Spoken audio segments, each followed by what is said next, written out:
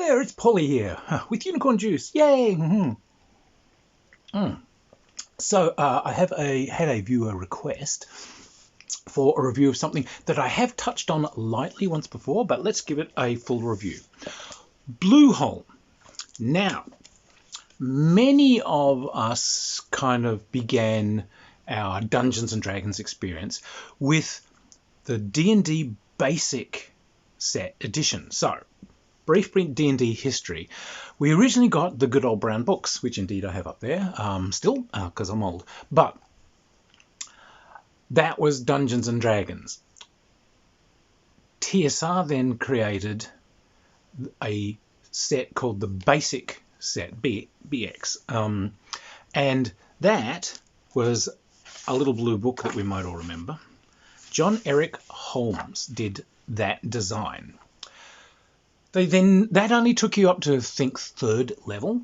Then there was like a expert set that they did, which I think was a red book, which kind of added onto that. And these were kind of the stopgaps while Gygax was working on his advanced Dungeons and Dragons thing. And that took a few years to arrive. So for those of us who kind of missed the brown books, what we kind of first bought into was very often basic and advanced. You'll often see it referred to as just B/X, BX. But anyway, this is a really interesting piece of work. So Mr. Holmes died in 2010, I think. The conceit of this rule set is what would D&D be like if Holmes' set had been kind of expanded up to be the full game that covered you for flaying up to all levels and so on, instead of Gygax's Advanced Dungeons and Dragons. Now, the thing about BX is that it was very inclusive and very cheerful and very charming. And a lot of Gygax's strange prejudices and unpleasantries did creep in with Advanced D&D. And it's funny, a lot of times you kind of forget that Advanced D&D kind of almost overwrote your memory of earlier Dungeons and Dragons. There were many kind of systems and so on there that kind of have continued as house rules for many people, or you just play, but they were actually gotten rid of in AD&D. So, look, Blueholme. This is inexpensive. I've got the hardcover because I love it. So Dreamscape Design is the company that does it. Obviously, I'll give you links. But this is a beautiful piece of work. So illustration-wise, what they've done is they've tried to keep in the spirit of those original rules. So it is beautifully illustrated with cool little black and whites, and they're just lovely. It's just simple illustrations, very simple layout. But it's kept that inclusivity and has kept that charm. So, system-wise, completely familiar to everybody. The usual characteristics: strength, intelligence, wisdom, constitution, dexterity, charisma. Now, you choose species and you choose classes. The classes, fighters have a D8 hit points. Clerics have a D6 hit points. Magic users and thieves have D4 hit points. So this is very much in line with BX, but also Greyhawk, and so there we go. There are some interesting little things about the classes. So first off, it's very inclusive. No one is kind of barred from doing anything. Everyone can climb, everyone can spot traps, everyone can spot enemies, everyone can hide, everyone can sneak. There is a thief class.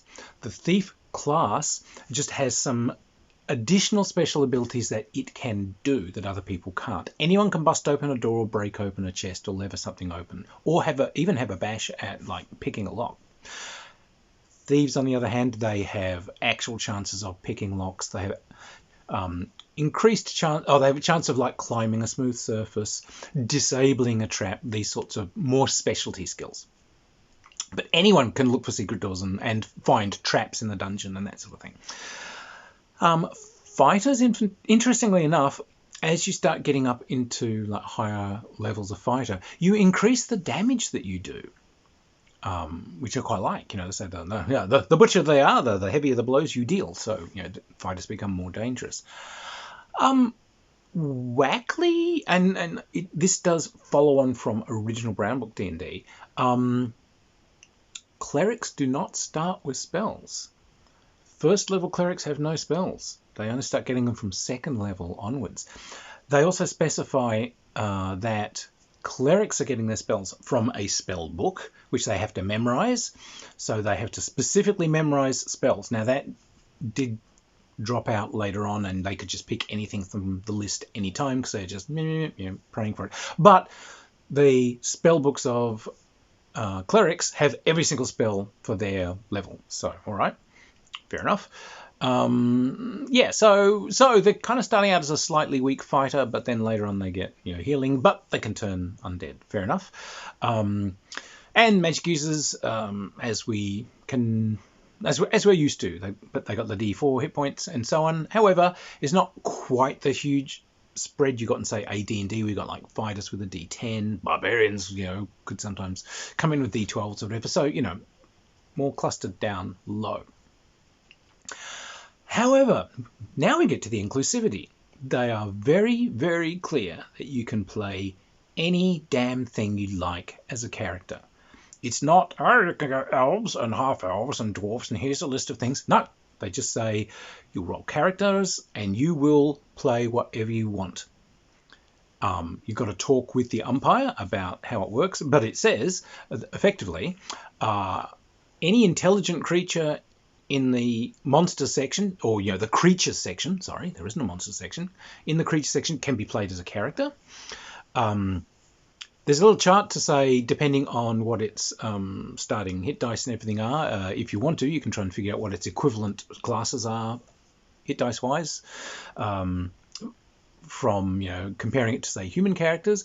But what we've got is essentially a thing where if you want to play a dwarf, and the character will probably have, infravision and so on, because the dwarf does. If you want to play an elf, fine, you play it, but you have a look in there and it says, well, these elves are, they get a bonus of, firing bows or what have you. But it also says you can play any monster or any creature. You can just play anything if you wish. You're going to have to talk with the umpire about how to integrate it. You may want to make it fair compared to other characters. So, for instance, one of its examples, you want to play a baby dragon. Sure. Or you can play a small dragon. It'll have one hit dice to start off with.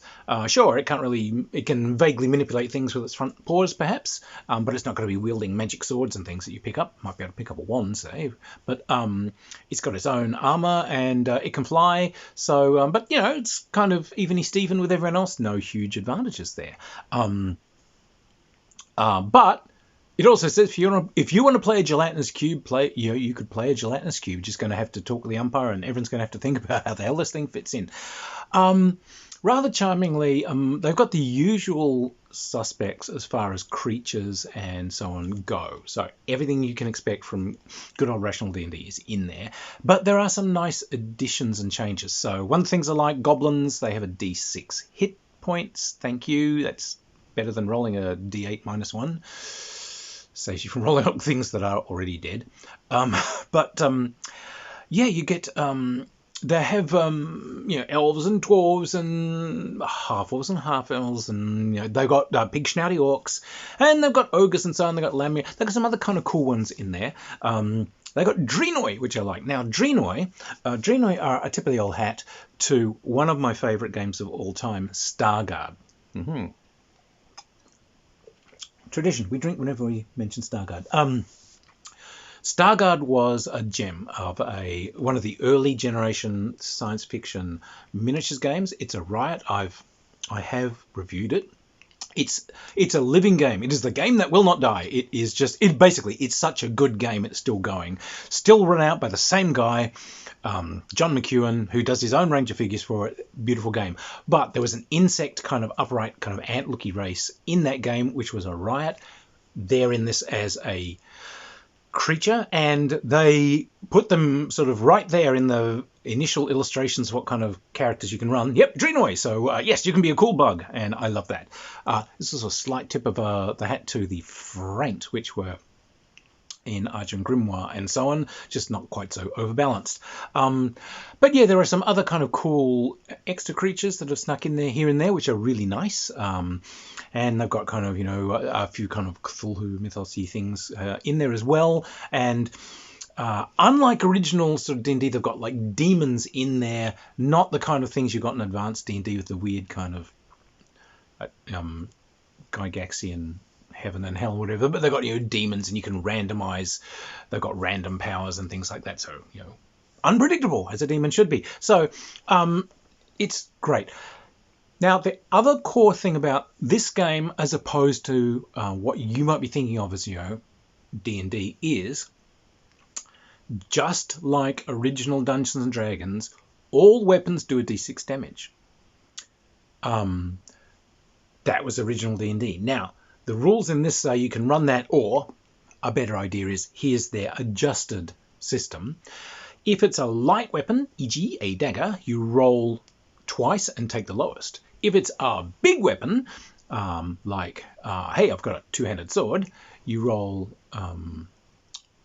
2 dice and take the best. If it's some kind of amazing hypermundo super extreme weapon, I don't know, you gave someone a lightsaber or whatever, roll 3 dice and take the best. But yeah, so 1 to 6 is the damage you will be dealing out. So that means those characters that have got 1d4 hit points, it's not such a death sentence. Because like in AD&D, I've got 4 hit points, okay. A sword does, 1 to 8 on average, you'll just be dead. So non-survivable characters. So a bit more survivability, and I really do like the simplicity of it. Now the thing is packed full of cool advice on encounters and adventures. They rather charmingly split their adventure encounter stuff up into wilderness and in the realm being whatever kind of civilized area you're in, cities and villages and the lands between them and so on, as opposed to out there in the wild frontier. So yeah, you've got encounter charts and everything. So this is set up so you can literally just fling yourself in and play. Encounter charts are there, encounter advice is there, games playing advice is there, underground encounter charts, the whole kit and caboodle, it's all in here. So yeah, so that's Blueholme. Why would you play it? That inclusivity, I mean, you can just play it as straight up D&D that we've been used to. You can have your kind of, if you've got a vision in your hand, I want kind of windswept, kind of icy Hebridean sort of islands. I want characters, dressed in cool kind of Viking gear, exploring them from their little boat. Go for it. If you want something where people can be anything they like, if someone just, really feels like being that Journeymanne, I want to be the bug. Wait, I want to be a goblin. I want to be a goblin sorceress and, have some fun. Or I want to blend around as a really cool gelatinous cube. Blobby, blobby, blobby, blobby. You can do it. I want to be a dragon. I want to be a little dragon looking for a lair, exploring out into the wilderness. All those infinite possibilities are there, which they're not in advanced D&D and subsequent Dungeons and Dragons. All that vanished. That level of imagination and engagement permanently gone from the game. But here it's preserved and loved and encouraged. The other reason to play it, oddly enough, the D6 damage rule is it's really quite neat. It's sort of crisp. There's not like these weird arbitrary numbers for weapons. Gizam, gizam, glaive, gizam, gizam, fouchard. No. So very, very simple, and also those very clear rules that everyone can look for traps. Everyone can duck and dodge and search and find. No one's sitting there just waiting for their character's special abilities to be able to kick in. Everyone's engaged in playing. Your magic user's cast off his spell for the day. Fine. He's still there searching and looking and keeping an eye out, and he's the one that can spot the traps for everybody, and everyone's still engaged. So as a an introduction to D&D style games, it is lovely because it's very simple and very clear and easy to dive in and play. For older, more experienced players, it has a true charm. A true charm. It's an excellent buy, and I think it is a rather beautiful look at what D&D could have been in the hands of a more open, more kindly guidance. Without these creatures, without kind of racially based, all these things are evil or whatever, and without, yeah, these games are too difficult for girls. So I think it's a good buy. It would be kind of my preferred campaign rules at this stage for things. I have been running a D&D campaign for about 5 or 6 years now. We've been using these because they just have such a nice feel. Plus, everything in these matches the original Dungeons and Dragons books and some others like Delving Deeper, if you ever needed extra reference from there. But lovely, it's lovely stuff. This and Labyrinth Lords are my two favourite. Labyrinth Lords Advanced is a little bit more kind of like advanced D&D, and it has a bigger spread of weapons and things. But yeah, so anyway, if you're looking for a good, robust, simple to play, but sort of inclusive and engaging and charming game, Blueholme is a beautiful piece of work. So anyway, go and take a look at it. It's not an expensive game, and it's not going to sell you 500,000 supplements. Essentially, what you're getting there is monster manual, player's guide, umpire's guide, everything all rolled into one. No one's trying to rip you off, and it's a lovely piece of work. The illustrations are gorgeous. Lots of interesting Amazons and so on in the tradition of the original Monster Manual. Great work. So anyway, if you enjoyed the reviews, please do hit the subscribe and the like buttons. If you like seeing the reviews, please find me on Patreon so I can keep going. Thank you for supporting the channel, everyone, and I will see you anon. So cheers, bye.